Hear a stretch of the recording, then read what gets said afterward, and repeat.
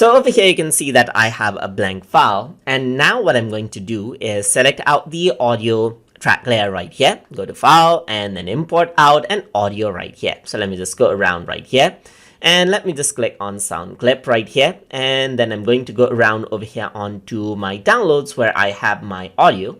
So I'm going to select this and I'm going to keep this on the current audio track right here.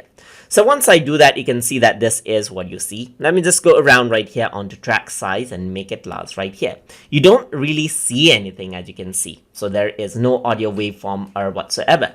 But if you want to make it easier to work, you may want to enable out the audio waveforms. And to do that, you can go around over here on the top right here. So let me just go around onto the clips menu, and here you can see waveform is turned off right now. So if I were to turn this on, then you will be able to see the waveform, as you can see right here. You can see the visuals of the audio itself, as you can see right here, which gives you an idea of where certain audios are being played out and where it is high in volume and low in volume, as you can see right here.